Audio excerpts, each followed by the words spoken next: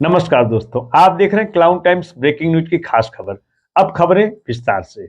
आज हम बात करेंगे ज्योतिष पीठाधीश्वर जगत गुरु शंकराचार्य स्वामी अवमुक्तेश्वरानंद के द्वारा आयोजित केदार घाट स्थित विद्या मठ की प्रेस वार्ता पर।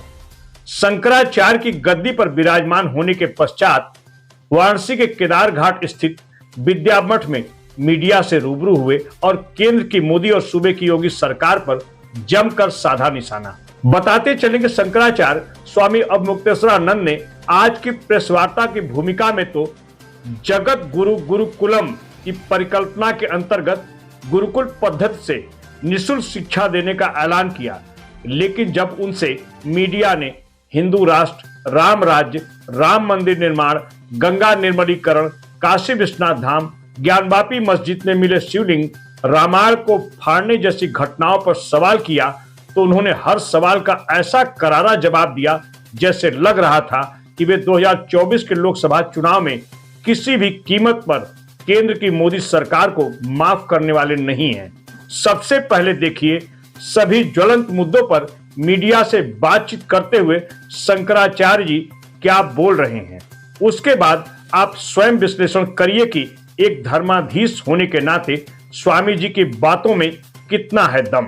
लेकिन इतना तो तय है कि स्वामी जी को आज भी जनता जनार्दन नजर आती है और उसका फैसला सबसे ऊपर है, लेकिन वे प्रधानमंत्री मोदी के स्वास्थ्य के प्रति मंगल कामना करते हैं। तो राज्य का मतलब है कि निर्बल को कोई न सताए, लेकिन निर्बल ही होता जा रहा है, सबल सबल ही होता जा रहा है और सताना छूट नहीं रहा है। 10 साल के लिए आरक्षण का प्रावधान हम लोगों ने रखा था, 75 साल में उसको पूरा नहीं कर पा रहे हैं। कई चीजें ऐसी हो रही हैं, बलात्कार हो रहे हैं, हत्याएं हो रही हैं, लूटपाट हो रही है, आगजनी हो रही है। तो ये सब जो चीजें हो रही हैं, इसका मतलब है कि राज्य अपने अर्थों में सफल नहीं हो रहा, क्योंकि धर्म सम्राट स्वामी करपात्री जी महाराज ने इस बारे में पहले ही अपने विचार व्यक्त कर दिए थे और उन्होंने कहा था कि हम हिंदू राज्य नहीं चाहते, हम राम राज्य चाहते हैं, क्योंकि हिंदू राज्य तो रावण और कंस का भी था, लेकिन प्रजा उसमें दुखी थी। एक राम का राज्य है जिसमें प्रजा को दुख नहीं था। तो राज्य ऐसा होना चाहिए जिसमें सब सुखी हों, कोई दुखी ना हो। तो वो तो उसका आदर्श तो राम राज्य ही है।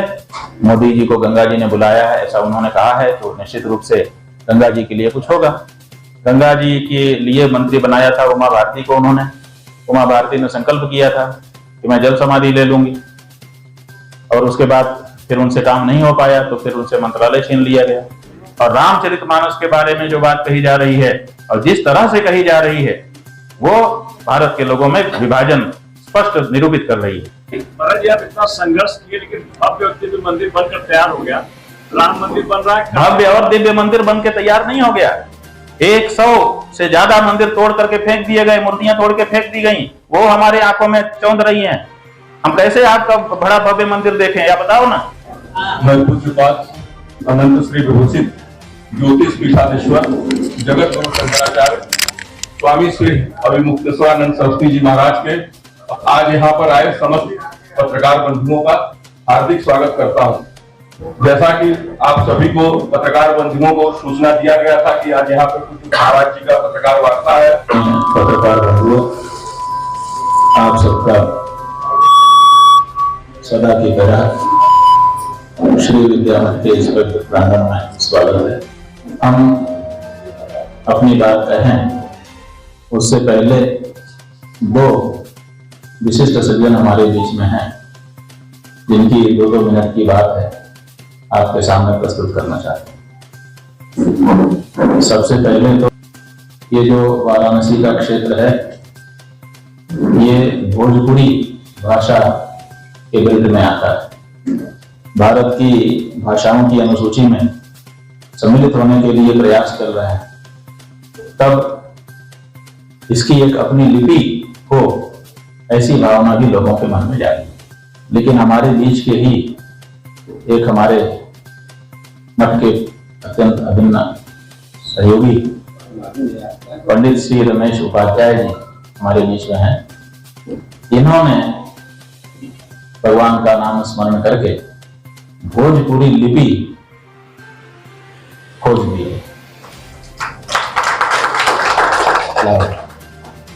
तो इन्होंने अपने उस प्रयास को एक पुस्तक में दर्ज करके आज हमको ये आपके सामने समर्पित किया है। इन्होंने भोजपुरी लिपि की तुलना उर्दू, बांग्ला, हिंदी और अंग्रेजी इन चार के साथ करके हर पन्ने में दिखाया है और फिर उसकी वर्तनी भी कि कैसे वो लिखी जाएगी वो आगे चल करके निरूपित कर दी है। तो देखिए ये लिपि इन्होंने आविष्कृत की है। अब ये भोजपुरी भाषा की लिपि का जो प्रश्न है वो आगे बढ़ेगा, लेकिन आज की तिथि में सर्वप्रथम भोजपुरी भाषा की लिपि को मूर्त रूप देने वाले तो पंडित रमेश उपाध्याय ही हो गए। अब हम करें और लिपि के इस मामले को, भोजपुरी भाषा की इस लिपि के मामले को और आगे बढ़ाएं ताकि ये एक मुकम्मल लिपि भोजपुरी भाषा की अपनी हो। तो ये लिपि जो है अलग लिपि है, सिर्फ इसके जो है जो स्वर है वो जो है हिंदी के लिए है। अन्य जो अक्षर हैं वो अधिकतर अक्षर जो है स्वर और व्यंजन के बने। इसे जिस तरह से आप हिंदी लिखते हो उस तरह से बंगाली भी एक भाषा, तो बंगाली बोली थी, बोली के बाद भाषा तो लोगों ने बना दी और उसको बोलना तो शुरू कर दिया, लेकिन उसकी लिपि आज तक नहीं बन पाई थी। और वह लिपि जो है पूज्य गुरुदेव महाराज के कृपा से, आपके सानिध्य में और जो भी मैंने तैयार किया आपके आशीर्वाद से ही वो तैयार हुआ। धर्म और अधर्म के बारे में बताना चाह रहा हूँ। इसको अभी आप अच्छी तरह से समझते हैं और समाज के बीच रखते हैं तो देश में ही नहीं पूरे विश्व से सभी अलग अलग धर्मों की जो भी मान्यता चल रही है वो समाप्त हो सकती है। तो इसको आप समझिए, बहुत महत्वपूर्ण विषय है। तो धर्म क्या हुआ? अधर्म का उल्टा है ना। तो अधर्म कुकर्म को बोलते हैं, कुकर्मों की पूरी सूची हो गई अधर्म। तो ज्योतिष पीठ के ब्रह्मलीन जगत गुरु शंकराचार्य जी महाराज की घनीभूत इच्छा थी कि भारत में गुरुकुल प्रणाली का पुनर्जीवन किया जाए,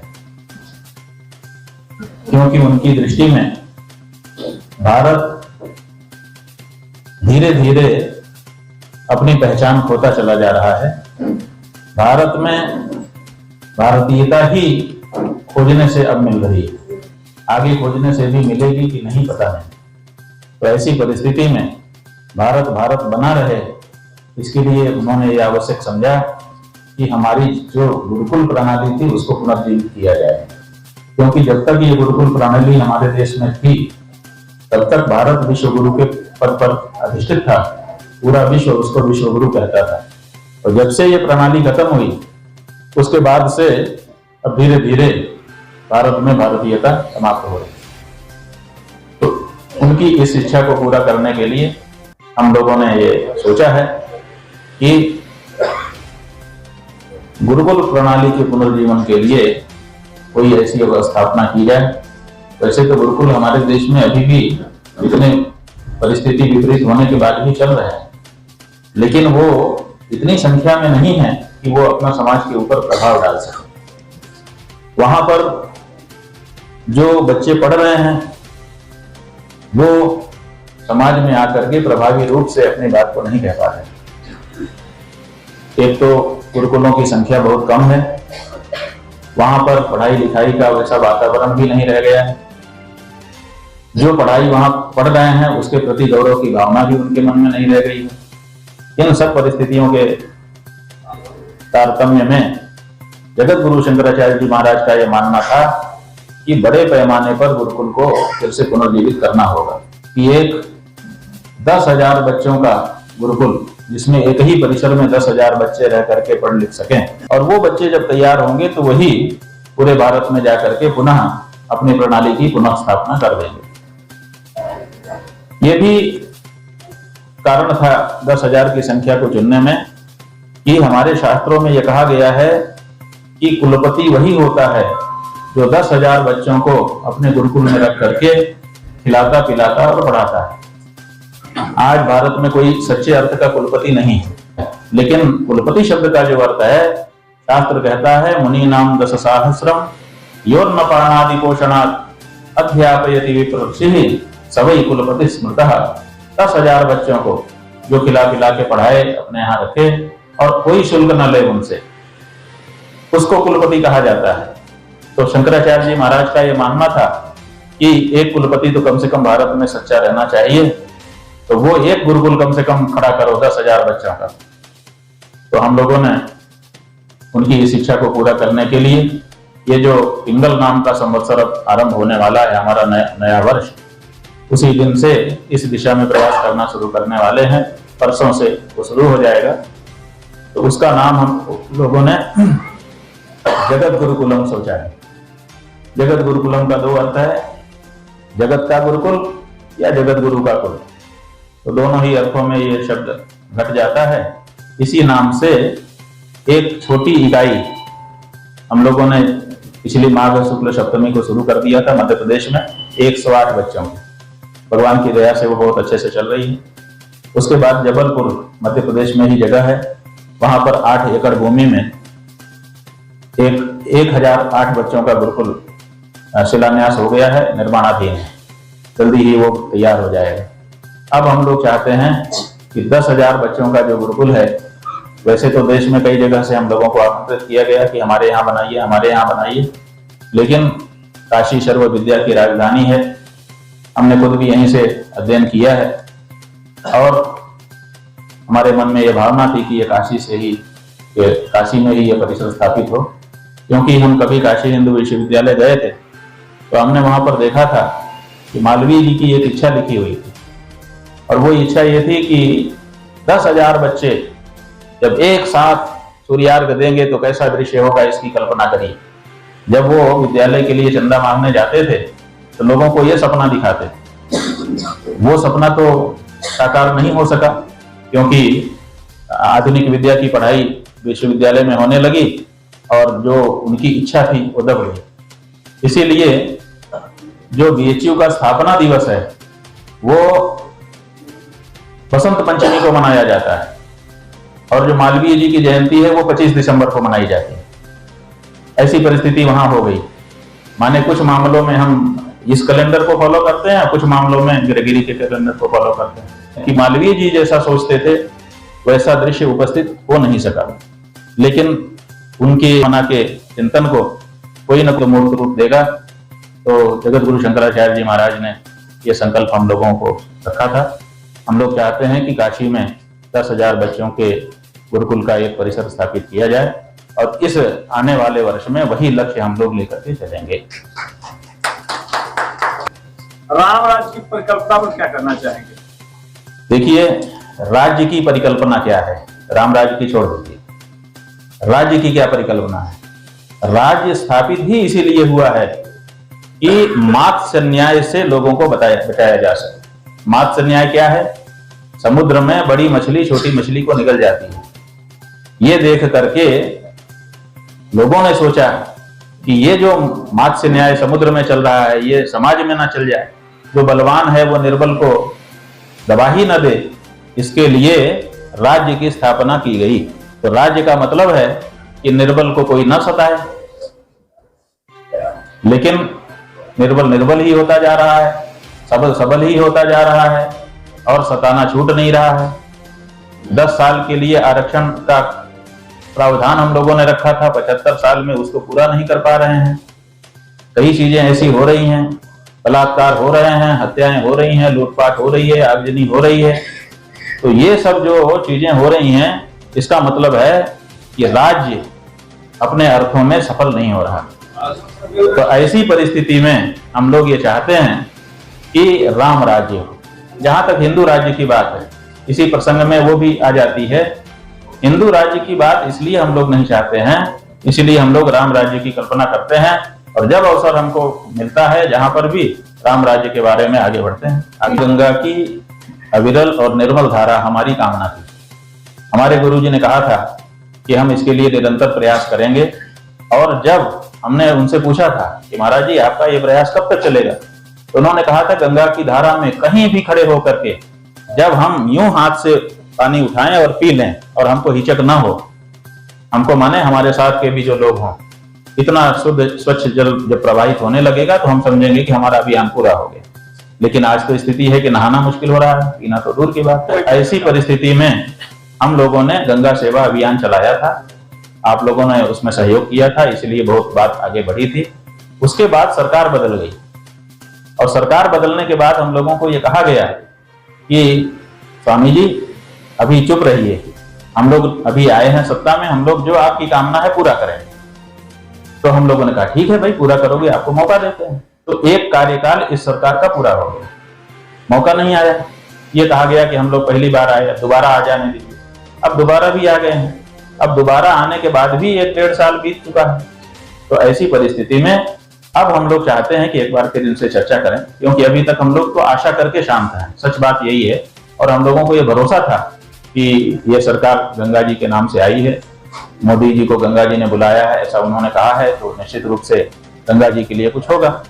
गंगा जी के लिए मंत्री बनाया था उमा भारती को उन्होंने, उमा भारती ने संकल्प किया था कि मैं जल समाधि ले लूंगी, और उसके बाद फिर उनसे काम नहीं हो पाया तो फिर उनसे मंत्रालय छीन लिया गया, गडकरी जी को दिया गया। गडकरी जी ने कहा कि मैं बहुत सिद्धहस्त व्यक्ति हूँ, मैंने सड़कें बहुत अच्छी बनाई हैं और बहुत तेजी से काम करता हूँ, गंगा जी के संदर्भ में भी करूंगा। तो अब हम लोगों ने आशा उनसे भी की, हम लोगों ने मोदी जी पे भरोसा किया, हम लोगों ने उमा भारती जी पे भरोसा किया, हम गडकरी जी पे भरोसा कर रहे हैं। लेकिन लंबा समय बीत रहा है तो अब फिर से प्रश्न उठने लग गए हैं। देखिए, जैसा आप प्रश्न आज पूछ रहे हैं, तमाम सरकार से पूछने की जरूरत है कि आपने आशा दिलाई, आशा दी थी हमको, उस आशा का हम क्या करें, अभी भी जारी रखें कि अब छोड़ करके फिर से अपने खड़े हों। महाराज जी, पिछले तो रामायण को फाड़ा गया है, उस पर कुछ बोलेंगे? भाई क्या बोले हैं, रामायण को, रामचरितमानस को फाड़ा जा रहा है। फाड़ने वाले कौन हैं? राजनीतिज्ञ हैं। राजनीतिज्ञ कहते हैं कि हम बहुमत को आदर करते हैं। तो देखिए, हम लोग तो विशेषज्ञ मत को आदर करते हैं।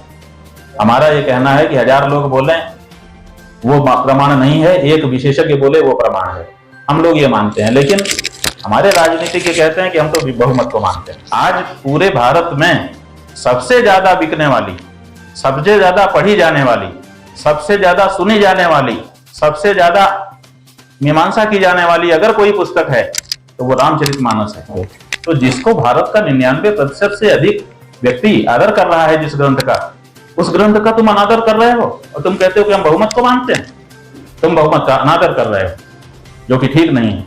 और दूसरे, हमने ये मांग की है चुनाव आयोग से कि देखिए, आप इसको सामान्य बात मत समझिए, ये देश में जितने भी नागरिक हैं उनको एकता के सूत्र में पिरो के रखने का कार्य प्रत्येक जिम्मेदार व्यक्ति को करना चाहिए। भारत का संविधान ऐसी अपेक्षा करता है प्रत्येक नागरिक से। और ये जो लोग भारत के लोगों को एक दूसरे के खिलाफ खड़ा कर रहे हैं, सवर्ण असवर्ण के नाम पर, शूद्र और ब्राह्मण के नाम पर, ये हमको एक दूसरे के सामने खड़ा करने का प्रयास कर रहे हैं, तो इसका संज्ञान लीजिए और संज्ञान लेकर के ऐसे पार्टी को या ऐसे व्यक्ति को चुनाव लड़ने से बैन कर दीजिए। क्यों? अगर नहीं करेंगे तो यही व्यक्ति चुनाव लड़के जीतेगा और जीत करके ये समाज में विभाजन उत्पन्न करेगा। लेकिन अभी तक ऐसी कोई सुनवाई उसकी तरफ से नहीं हुई है। हम आपके माध्यम से दोबारा इस मांग को दोहराना चाहते हैं कि विभाजनकारी बात करने वाले राजनीतिज्ञ को बैन किया जाना चाहिए। और रामचरितमानस के बारे में जो बात कही जा रही है और जिस तरह से कही जा रही है, वो भारत के लोगों में विभाजन स्पष्ट निरूपित कर रही है। राम मंदिर निर्माण तो हो रहा है, इसके लिए आप सरकार को धन्यवाद देंगे? नहीं, सरकार को किस बात का धन्यवाद दें, आप बताइए। अगर कोई बात हो सरकार की, जैसे अभी हमको बताया गया थोड़ी देर पहले, हम एक अलग बैठक कर रहे थे उसमें, कि पंचक्रोशी के जितने मंदिर हैं उनके अगल बगल की सड़क अच्छी की जा रही है। तो हमसे पूछने वाले ने पूछा कि इस पर अपना क्या मत है। हमने कहा कि ये बहुत धन्यवाद की बात है, लेकिन राम मंदिर में सरकार का धन्यवाद किस बात के लिए करें वो हमको बता दीजिए। मुकदमा लड़ा गया, मुकदमा जीता गया, मुकदमा लड़ने वालों ने लड़ा, उसमें तो सरकार थी नहीं, सरकार पार्टी बनी नहीं। सरकार जिस पार्टी की है वो पार्टी पक्षकार बनी नहीं। उस पार्टी ने 1986 में हिमाचल प्रदेश में राष्ट्रीय कार्यकारिणी की बैठक में प्रस्ताव पारित किया कि राम मंदिर का मुद्दा आस्था का मुद्दा है, कोर्ट इस पर निर्णय दे ही नहीं सकता, और उसी को आज तक फॉलो करते रहे। तो जिस पार्टी ने कोर्ट को इस मामले से इग्नोर कर दिया हो कि कोर्ट इसमें फैसला ही नहीं दे सकता, जिस पार्टी ने वहां कोई पैरवी ना की हो, उस मामले में तो दिया नहीं जा सकता। निर्माण का जहां तक प्रश्न है, ट्रस्ट बना हुआ है, ट्रस्ट निर्माण कर रहा है, तो सरकार का क्या इसमें आप बताइए। सरकार का धन्यवाद क्या हम इसके लिए दें कि जो पक्षकार मुकदमा लड़ रहे थे, आपने उनको दूध की मक्खी की तरह निकाल के फेंक दिया, उनको ट्रस्ट में मौका नहीं दिया।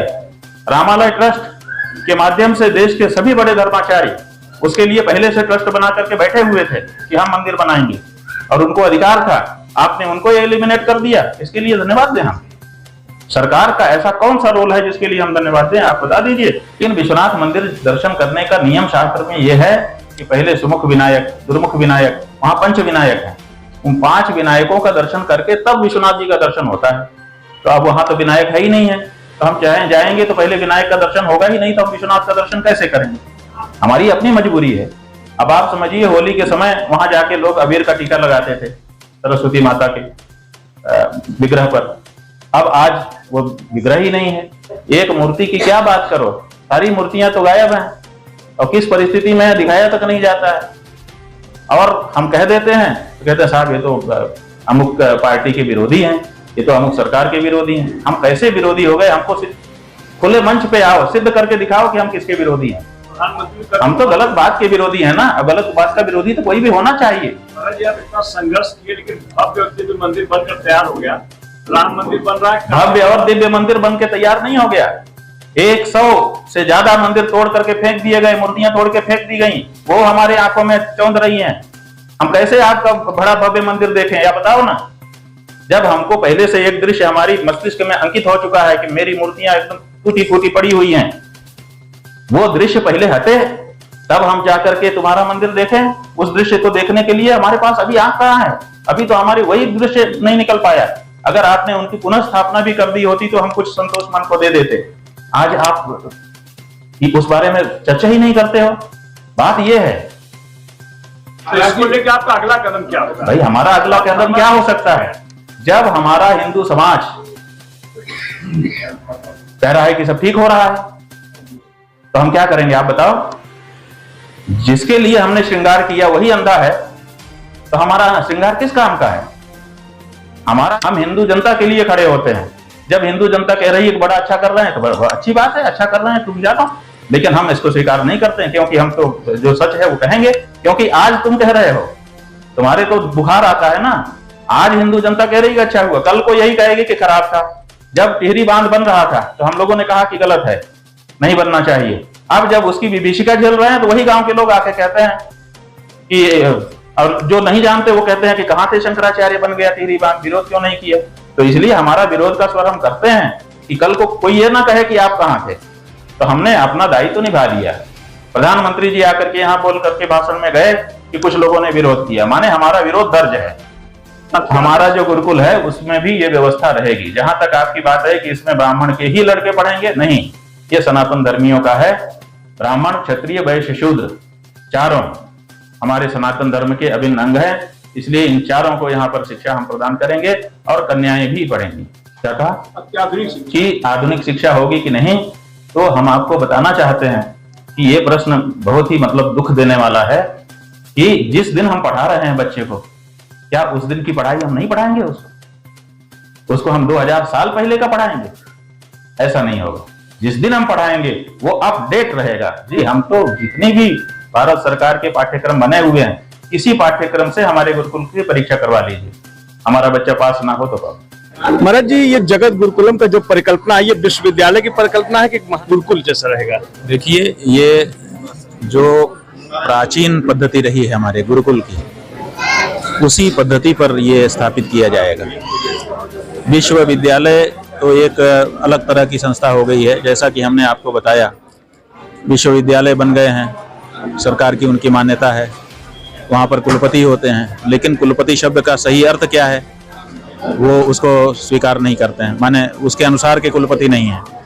तो ऐसी परिस्थिति में हम ये चाहते हैं कि जो हमारी गुरुकुल की शिक्षा प्रणाली थी वही पुनर्जीवित की जाए, इसलिए परिवेश भी वैसा ही रखा जाए, पाठ्यक्रम भी वैसा ही रखा जाए और बच्चे को उसके व्यक्तित्व के अनुसार आगे बढ़ाया जाए। उत्तर प्रदेश में जो योगी सरकार है उन्होंने कहा राम मंदिर बना दिया, विश्वनाथ मंदिर का भव्य दिव्य मंदिर बना दिया गया, अब कृष्ण मंदिर बनाने की बारी है और इसी पर वो उनकी राजनीति चल रही है। इस पर आप क्या कहना चाहेंगे सरकार को? ठीक है, देखिए राजनीति ये अलग वस्तु है।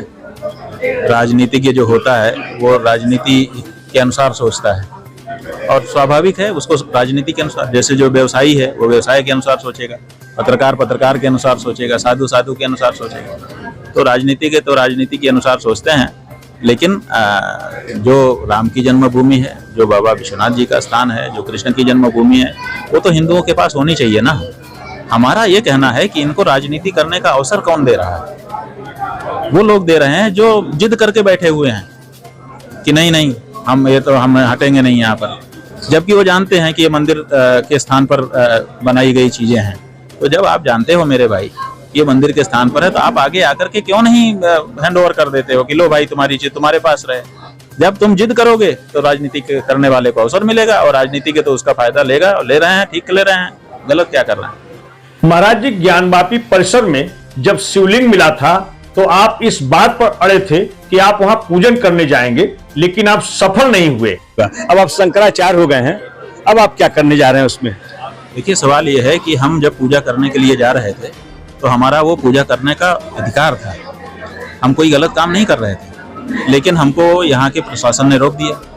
हमने उनसे कहा कि हमको बताओ कि किस आधार पर रोक रहे हो, वो आधार नहीं बता पाए। फिर हमने सुप्रीम कोर्ट का आदेश पढ़ करके सुनाया जिसमें साफ लिखा हुआ था कि ड्यू प्रोटेक्शन किया जाए। ड्यू प्रोटेक्शन का मतलब होता है कि जिस वस्तु का संरक्षण किया जा रहा है उसके अनुसार का प्रोटेक्शन, माने जैसे गाय है तो उसको चारा दिया जाएगा, बच्चा है तो दूध दिया जाएगा, मनुष्य है तो भोजन दिया जाएगा, उसी तरह से मूर्ति है तो पूजा की जाएगी, यही प्रोटेक्शन है। मूर्ति का प्रोटेक्शन पूजा होता है, ये भी हमने शास्त्र से बताया। सब कुछ लिखा पढ़ा लेकिन किसी ने स्वीकार नहीं किया, हमको जाने नहीं दिया। फिर हम कोर्ट में गए, कोर्ट में जाकर के हमने कहा कि भाई हमको पूजा, हमारे भगवान प्रकट हुए हैं, पूजा नहीं करने दी जा रही है। अब कोर्ट ने कहा ठीक है हम विचार करेंगे। अब आप समझिए कितने महीने बीत गए, अभी तक उनकी तारीख है, 1 तारीख के बाद दूसरी के बाद तीसरी, चौथी के बाद। अब हम कोर्ट में गए हैं, अब कोर्ट में जब हम गए हैं तो हमको प्रतीक्षा करनी पड़ेगी, लेकिन ये लंबा हो रहा है। भगवान की पूजा जैसे प्रश्न पर, जो कि प्रतिदिन 3 बार होनी चाहिए, भोजन किसी के भूखे के भोजन के सवाल पर अगर न्यायालय भारत का इतनी तारीखें देता रहेगा तो ये कहाँ तक उचित है। तो ऐसी परिस्थिति में क्या धैर्य जवाब नहीं दे जाएगा किसी का? तो हम तो बहुत बड़ा धैर्य रख करके भारत के न्यायालय में अर्जी लगाए हुए हैं और हर तारीख पर हमारा व्यक्ति वहाँ पे खड़ा होता है, पैरवी हम करते हैं, हमारे वकील खड़ा होते हैं, जो जरूरत होती है तुरंत उस पर चर्चा करते हैं। आशा कर रहे हैं कि जल्दी से इस पर निर्णय हो, लेकिन निर्णय नहीं दिया जा रहा है। तो हम प्रतीक्षा कर रहे हैं, एक समय आएगा कि फिर हमको शासन कोर्ट को कहना पड़ेगा कि अगर आप नहीं सुनते हैं तो फिर हमको अनुमति दीजिए कि हम और कुछ करें। अंतिम सवाल, माँ गंगा ने मोदी जी को बुलाया था, 2024 का चुनाव आने वाला है, गंगा की सफाई अभियान कितने हद तक सफल हो चुकी है, कितना नंबर आप मोदी जी को देना चाहेंगे? प्रश्न हमने शुरू में ही उठाया था। इनकी कार्यशैली को देख करके जो सरकारें हैं और जो NGOs हैं वो ये क्या करते हैं कि गंगा जी के किनारे पे जाके कुछ करते हैं। कोई झाड़ू लगाता है, कोई पोछा लगाता है, कोई सुंदरीकरण करता है, कोई घाट बनाता है, कोई कुछ करता है। तो हमने कहा ये बताओ गंगा क्या है, धारा गंगा है कि किनारा गंगा है? एक मूलभूत प्रश्न है हमारा। तो आप कोई भी कहेगा कि भाई धारा ही गंगा है, किनारा कैसे गंगा हो सकता है? धारा है तो किनारा है, धारा नहीं रहेगी तो किनारा भी नहीं रहेगा। तो समस्या यह है कि अगर धारा गंगा है तो गंगा की धारा में काम किया जाना चाहिए। तो गंगा की धारा में जो प्रदूषण है वो दूर हो जाए और गंगा की धारा जिस गति से बह रही है उसमें तेजी आ जाए, माने अविरलता, उसका प्रवाह बढ़ जाए और उसके पानी की गुणवत्ता अच्छी हो जाए। ये 2 चीजें जिस दिन होंगी तब हम समझेंगे कि पूरा हो गया। ये 2 चीजें तो हो नहीं रही हैं और इन 2 चीजों के बारे में प्रयास भी दिखाई नहीं दे रहे हैं। किनारे चमकाए जा रहे हैं, घाट अच्छे बनाए जा रहे हैं, सुंदरीकरण किया जा रहा है, लिपाई हो रही है, पुताई हो रही है, पुराने पत्थरों के ऊपर नए पत्थर जड़े जा रहे हैं, बोर्ड लिखे जा रहे हैं, अच्छे वाक्य लिखे जा रहे हैं अलग अलग रंगों में, यहाँ तक कि रेत में टेंट सिटी बना करके रात को जगमग दिखाया जा रहा है। ये सब हो रहा है, लेकिन हमारा मूल प्रश्न वही बना हुआ है कि धारा में क्या हुआ। धारा की स्थिति तो पहले से भी खराब होती चली जा रही है। और गंगा जी का जो आंदोलन था वो केवल मोदी जी और भाजपा की सरकार पे भरोसा करके रुका हुआ है। हम लोगों ने भरोसा किया कि ये आए हैं, अब ये कर देंगे, लेकिन एक कार्यकाल बीत जाने पर नहीं किया। दूसरे कार्यकाल बीत जाने के बाद क्या होगा, अब दूसरे कार्यकाल का भी काफी समय बीत गया है, तो ऐसा ना हो कि गंगा ने बुलाया था तो गंगा वापस भेज दे। महाराज, एक धर्माधीश होने के नाते 2024 के लोकसभा चुनाव के लिए मोदी जी को आपका आशीर्वाद रहेगा या नहीं? बात यह है कि व्यक्तिगत रूप से उनका स्वास्थ्य अच्छा रहे, उनका मन मस्तिष्क अच्छा रहे, उनके मन में उत्साह बना रहे, इसकी हम लोग कामना करेंगे। ठीक है ना? हम सब के लिए करते हैं कि सर्वे भवन्तु सुखिनः, सर्वे सन्तु निरामयाः, सर्वे भद्राणि पश्यन्तु। ये तो हमारी कामना है, उसमें मोदी जी भी सम्मिलित हैं। जहां तक राजनीति की बात है, ये तो जनता चुनती है, ये हमारे से नहीं होता है। तो जनता देखेगी कि उनके काम कैसे हैं, तदनुसार निर्णय लेगी। हम इसमें क्या कह सकते हैं। क्लाउन टाइम्स यूट्यूब चैनल की खबरों को आगे भी देखने के लिए चैनल को लाइक करें, सब्सक्राइब करें, बेल आइकन को प्रेस जरूर करें। क्लाउन टाइम्स की खबरों को फेसबुक पेज पर देखने के लिए पेज को लाइक जरूर करें।